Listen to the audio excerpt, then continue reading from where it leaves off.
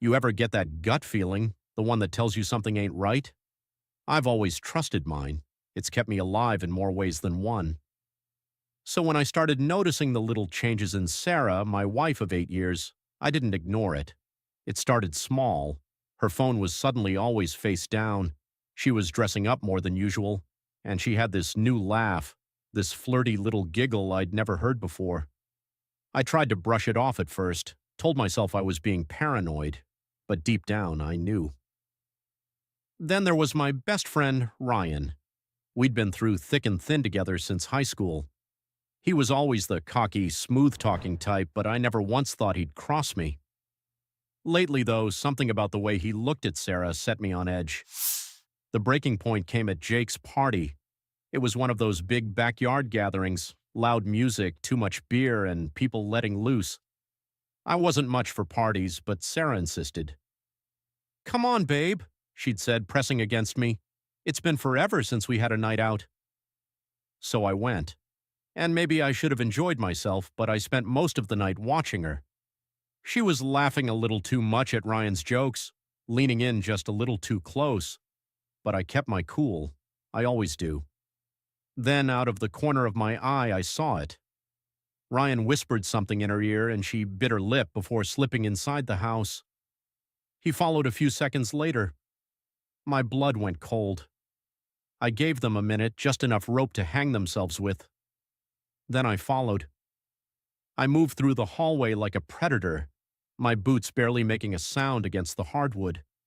The bathroom door was cracked open, and when I peeked inside, the sight burned itself into my brain. Sarah, on her knees. Ryan standing over her with a smug grin. His eyes met mine in the mirror, and instead of shock, he smirked. "She's done things with me she's never tried with you," he said, his voice dripping with arrogance. I clenched my fists, every muscle in my body screaming for violence. But I didn't give him the satisfaction of a reaction. Instead, I stepped inside, looked him dead in the eyes, and smiled. "Thanks for telling me," I said calmly. "You can have her." Sarah's head snapped up, her face draining of color. "What?" she stammered. I folded my arms. "Oh, and congrats, Daddy. She's pregnant." Ryan's smirk vanished. He went pale, his confidence crumbling in an instant. Sarah gasped, covering her mouth with a shaking hand. But what happened next, that's what really struck me to the core. You ever hear that saying, "Life ain't fair"? Yeah, well, I lived it. Sarah wasn't just some woman I married. She was my whole damn world. We met in college, back when I was just some rough-edged kid from a blue-collar family, scraping by on a football scholarship. She was the pretty sweet girl from a nice suburban home, the kind that never had to worry about overdue bills or working late shifts just to afford gas. She was way out of my league, and everyone knew it, but for some reason she picked me, said she liked my fire, said I made her feel alive, and man, I fell for her hard. After graduation, I busted my ass working construction while she started climbing the corporate ladder in marketing. I didn't mind. I was proud of her. Proud that my wife could hold her own in boardrooms while I built homes with my bare hands. We had 2 kids, our son Logan and our little girl Ava. They were my everything. Every extra hour I worked, every sore muscle, every drop of sweat, it was all for them. I thought we were a team. Turns out I was the only one playing for keeps. Back at that party, standing in that bathroom doorway, I watched the color drain from Ryan's face. He looked from Sarah to me as if I'd just dropped a grenade at his feet. "Whoa, what the fuck do you mean, pregnant?" he stammered, his whole cocky demeanor evaporating. Sarah shot up off the floor, grabbing my arm. "Babe, wait!" I yanked my arm free. "Don't!" She tried again, desperation in her voice. It's not what it looks like." I barked a cold laugh. "Not what it looks like. Oh, so you're praying with your mouth now, huh?" Ryan took a step back, hands up. "Hey man, we were just messing around. I didn't let him finish. My fist crashed into his jaw so hard he slammed into the sink, sending a glass soap dispenser flying. The coward tried to grab onto the counter to steady himself, but I wasn't done. I grabbed him by his overpriced collar, lifted him, and drove him through the bathroom door. The cheap wooden frame exploded as we tumbled into the hallway, people turning in shock at the commotion. Sarah screamed, but I barely heard her over the pounding in my ears. Ryan hit the floor hard, groaning as he clutched his face. "You think this is funny, huh?" I snarled, stepping over him. "Bragging about fucking my wife." His face twisted in pain, but he still tried to play it off. "Jesus, man, chill the fuck out." I grabbed the front of his shirt and lifted him. "Chill out," I growled. "Did I chill out when I took you in after your ex kicked your sorry ass out? Did I chill out when I covered your tab every time you forgot your wallet? Did I chill out when you were out of work and I let you crash on my damn couch?" I shoved him hard against the wall. His nose was bleeding, his lip was split, and for the first time in his life, Ryan looked scared, and it felt fucking good. But then, Ava. Somewhere behind me, I heard her little voice. "Daddy?" That single word hit me harder than any punch ever could. I turned, and there she was, my baby girl, standing at the end of the hallway in her princess pajamas, clutching her stuffed bunny. Logan was behind her, holding her hand, his 11-year-old face already hardened with anger. I let go of Ryan instantly. Ava's lip quivered. "Why are you mad?" My throat tightened. I wouldn't let her see me like this. I forced myself to take a breath, flexing my fists before looking her way. "Go back to bed, sweetheart," I said, my voice calmer now. "Daddy's just handling something." Logan didn't move. He was staring at Ryan, his eyes burning with the same rage I felt. He knew. Sarah finally found her voice. "Honey, let's just go home and talk." I snapped my head toward her. "You don't get to talk to me right now." The weight of everything hit all at once. The betrayal, the humiliation, the injustice of it all. I had sacrificed everything for her. I had killed myself working extra hours, skipping nights out, doing whatever I could to make sure my wife and kids had the best life possible. And this is what I got in return? I clenched my jaw, my body trembling with rage as I turned to Ryan one last time. "You," I sneered. "You want to fuck around with my wife? You want to play house? Fine." I turned to Sarah, looking her dead in the eyes. "You're his problem now." Then I stepped over Ryan's sorry ass, walked to my kids, and never looked back. But this wasn't over. Not by a long shot. Sarah never thought I'd find out. Hell, she never thought I'd care enough to do something about it. That was her first mistake. After I left the party, I took Logan and Ava home. Neither of them said much in the car. Ava dozed off, but Logan, he was quiet. Too quiet. He wasn't a kid anymore. He was old enough to understand what had happened, even if he didn't have all the details. I had to be strong for them. But inside, I was a goddamn storm. I wasn't the kind of man who let things slide. I wasn't built for forgiveness. I was built for justice. And I was about to make Sarah and Ryan pay. Sarah's sighed. I don't know what I expected. Maybe I thought I could cry my way out of it. Maybe I thought he'd go into some quiet depression, lick his wounds, and eventually just accept it. But when I got home that night, the house was dark, except for the kitchen light, and he was waiting. Tim sat at the table, his fingers tapping against a manila folder in front of him. His expression was unreadable, but his knuckles were still raw from where he'd punched Ryan. I swallowed hard. "Babe, please, let's talk." He slid the folder toward me. "Go ahead," he said coldly. "Open it." I hesitated, then flipped it open. My stomach dropped. Inside were pictures, high resolution, time-stamped, undeniable. Me and Ryan in his car, me sneaking into a hotel with him, me sending texts I never wanted my husband to read. Oh God, Tim had known. He had known for weeks. I clutched the folder, my breath shallow. How? "Private investigator," he said flatly. "Cost me a couple grand.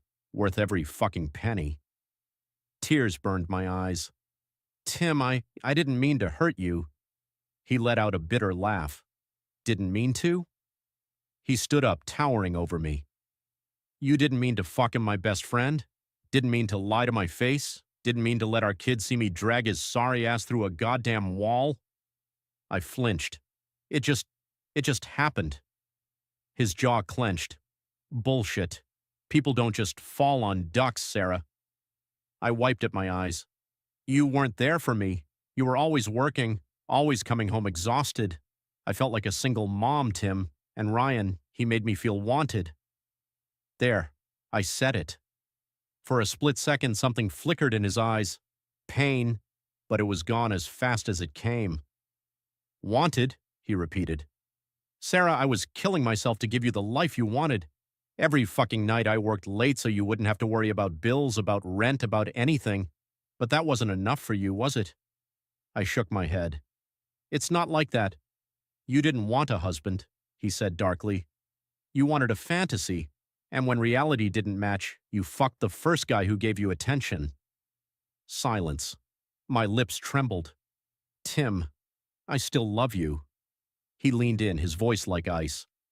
Number you don't. And then he picked up another folder and tossed it in front of me. A second one. Dread curled in my gut. I flipped it open and felt my soul leave my body. Divorce papers. Not just any divorce papers. Ones that had already been filed. I shook my head. No, wait, please, we can fix this, He cut me off. I already talked to a lawyer. Since I have proof of your adultery, guess what? You get nothing. I froze. He smirked, but there was no warmth in it. That's right. The house, mine. The kids, mine. You can pack your shay-shet and get the fuck out. Tears streamed down my face. Tim, please. He didn't move, didn't soften. You made your bed, Sarah, he said quietly. Now go fucking lie in it. Nuclear revenge.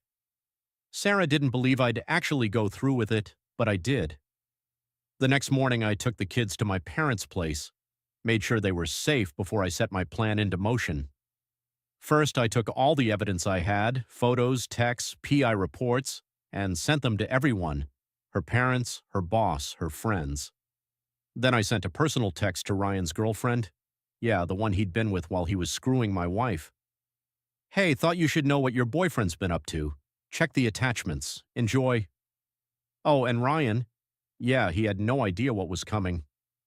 I called up a friend who worked at a local garage, told him Ryan was looking to get some work done on his car. He agreed to help. That night, Ryan's precious Mustang mysteriously got towed. The best part? It was accidentally sent to a chop shop. By the time he found out, it was in pieces. Oops. And Sarah? She learned the hard way that actions have consequences. Her boss found out about the affair.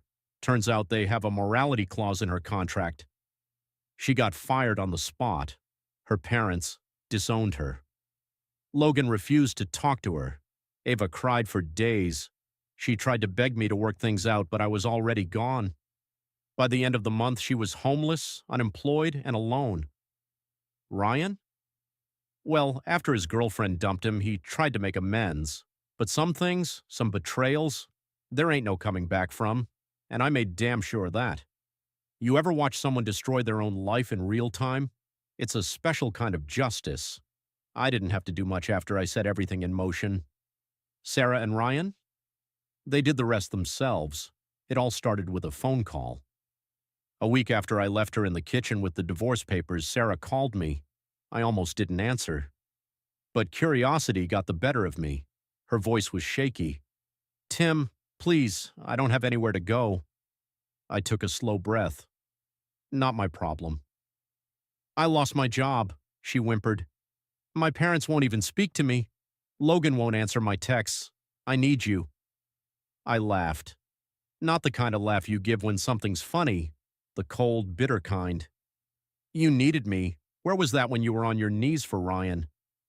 Silence, then a sob. I fucked up. I leaned back in my chair, staring at the ceiling. Yeah, you did. For a split second, I almost felt sorry for her. Almost. Then I remembered what she took from me, my trust, my dignity.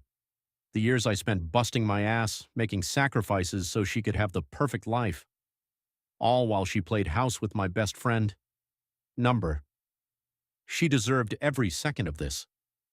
I just, her voice cracked. I didn't think you'd actually leave me. I gritted my teeth, and there it was. She never thought I'd leave.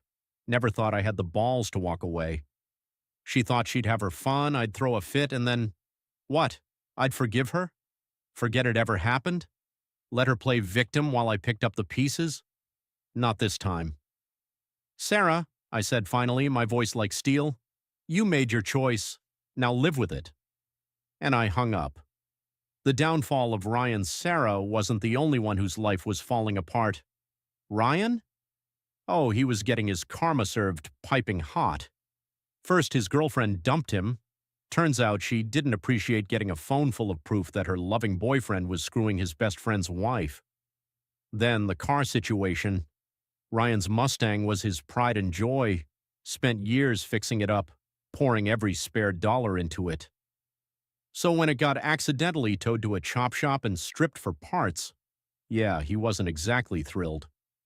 The guy had a full meltdown in the parking lot, screaming at the workers while they just shrugged. Sorry, man, one of them said. Paperwork says it was a junk car, nothing we can do. I would have paid good money to see the look on his face, but the best part, his job. Ryan worked for a real estate firm, a small one, where reputation was everything.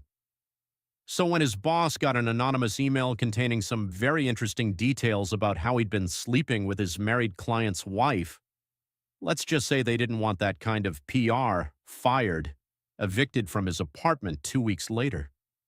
Suddenly, the golden boy who had it all had nothing. Sarah's last attempt. I thought that was the end of it. Thought she'd crawl away, tail between her legs, and disappear from my life forever. But no. Sarah had one last card to play. A month after everything blew up, I was at home, finishing up dinner for the kids, when there was a knock at the door. Logan looked up from his plate, frowning. You expecting someone? No. I wiped my hands and went to check. When I opened the door, there she was. Sarah. She looked awful. Hair a mess, dark circles under her eyes. She was wearing the same hoodie I'd seen her in weeks ago, and judging by the smell, she hadn't showered in a while. I should have slammed the door in her face. But then I saw her eyes. She wasn't here to beg. She wasn't here to apologize. She was here to fight. She shoved a piece of paper into my chest. You think you won? She hissed. Think you can just ruin my life and walk away? I glanced at it. Court documents. I sighed. Sarah, what the hell is this? She lifted her chin. I'm suing for full custody. The world stopped. For a second, I thought I misheard. Then I laughed, a cold, dangerous laugh. Full custody? I repeated. You've got to be fucking kidding me. I'm their mother, she snapped. You can't just cut me out of their lives. You turned Logan against me. I cut her off. You did that yourself. She flinched. I stepped closer, lowering my voice. You think a judge is going to look at a cheating, unemployed homeless woman and hand her full custody? She swallowed hard. I'll get a lawyer. You can barely afford a sandwich, Sarah. Tears welled up in her eyes. I'll find a way. I shook my head. No, you won't. I took the papers, ripped them in half, and tossed them at her feet. She let out a broken sob. You did this to yourself, I said, voice like steel. Now get the fuck off my porch. And for the first time since this nightmare started, she listened. She turned, shoulders slumped, and walked away. I didn't watch her go. I shut the door, locked it, and for the first time in a long, long time, I felt free. It took me a while to feel normal again. Not just because of what Sarah did, but because of what it almost did to me. The anger, the betrayal, the pure rage, I could have let it consume me, could have turned into one of those bitter, broken men who never recover. But I didn't, because I still had something worth fighting for. Logan, Avenue. They were my everything, and if Sarah thought she could use them to keep a piece of me, she was dead wrong. She tried. Oh, she tried. After I shredded her pathetic custody papers, she spent weeks playing the victim. showing up at mutual friends' houses crying about how I destroyed her life, posting vague, pathetic sob stories online. Even had the nerve to call my mother and try to get her on her side. Didn't work. See, the thing about cheating, it doesn't just ruin marriages, it ruins reputations. And Sarah? She burned every bridge on her own. Her parents didn't take her back. Our friends cut her off. She was alone. Last I heard, she was crashing on a coworker's couch, working some shoddy minimum wage job after getting blacklisted from her industry. She reached out a few more times, leaving pathetic voicemails about how she just wanted to talk. I never called back, not once, because I was finally done. The rebuild. It wasn't easy starting over. Divorce was finalized in record time. Turns out when your wife gets caught balls deep in betrayal, judges aren't too sympathetic. I got the house, got full custody, got everything. But the biggest win? Logan and Ava never had to question where home was. Logan, man, and that kid's got my fire. He's still young, but he understood what happened. Understood that his mother chose herself over us. And it changed him. He doesn't talk about her much anymore. But I know the scars are there. Ava, she still asks about her sometimes, but kids are smarter than we give them credit for. She saw the way Sarah disappeared, felt the emptiness, and in the end, she clung to the only parent who never left. I won't pretend it was easy. There were nights I lay awake, staring at the ceiling, wondering if I'd ever really move on, if I'd ever look at another woman and not feel that instinctual distrust. But time has a funny way of healing wounds. One morning, about a year later, I woke up, and it didn't hurt anymore. I made breakfast, packed the kids' lunches, drove them to school, went to work, and for the first time in a long, long time, I was happy. Not fake it till you make it happy. Really, truly, peacefully happy. Sarah was nothing but a chapter in my story now, a cautionary tale.